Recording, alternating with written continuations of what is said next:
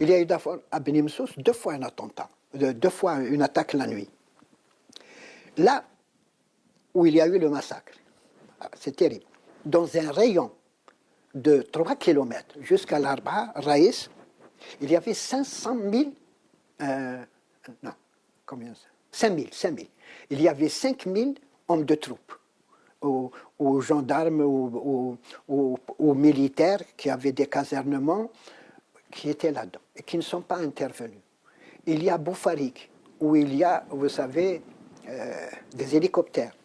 Vous avez à chose qui ont des hélicoptères qui pouvaient intervenir au bout de 5 minutes. Ils ne sont pas intervenus, alors que les massacres ont eu lieu depuis 8 heures du soir, au mois de septembre, il fait nuit à 8h15 du soir jusqu'à 3 heures du matin.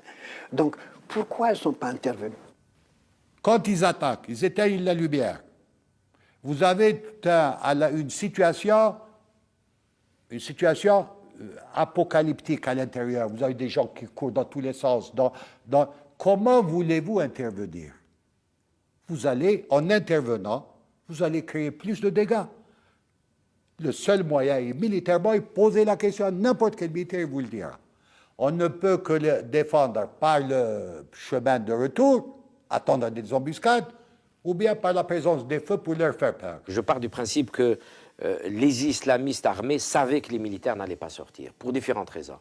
D'abord parce que dans beaucoup de cas, quand il y a des attentats près de casernes, de police, c'est une observation qu'il met en valeur, on met toujours des bombes à la sortie des casernes, on s'arrange toujours pour piéger le chemin de sortie des militaires, et il y a eu beaucoup de dégâts. Il y a cet aspect. L'armée algérienne est composée à 80% d'appelés, de jeunes appelés. Certains appelés sont sur le point de sortir. Il y a beaucoup d'appelés dans les casernes qui disaient à l'époque, je ne vais pas sortir, me faire tuer, il me reste quelques mois, quelques semaines, alors qu'il y a des généraux qui sont en train de faire des affaires. C'était le discours dans les casernes.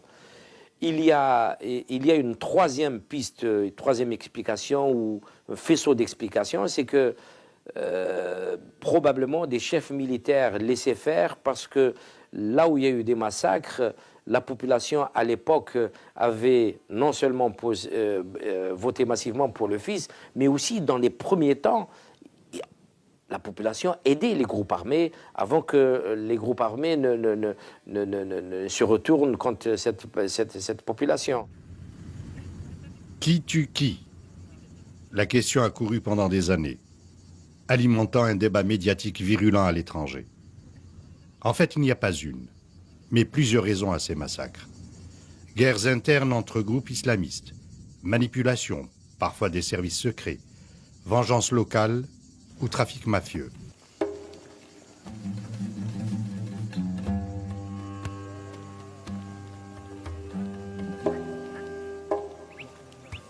Cette guerre obscure a pris 1000 visages.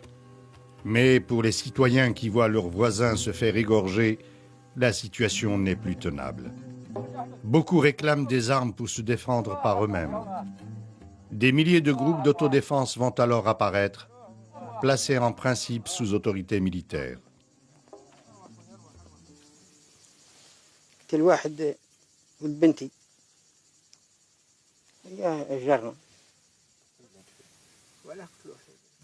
قتلوه هلقوها من ولا قتلوه. انت واش تخمم في هذا الناس؟ ولادنا نضربوا عليها، قتلوا لنا ولادنا وحرموا لنا كل شيء حرموا علينا. انا تعيا الجزائر وطنا ومتنا نموتوا لا وطنا. الدولة تاعنا تساعدنا. رانا في لافانتيار ما بين العش وكرشوني. هو العش لا ضوء لا سكنة العش لا ومنك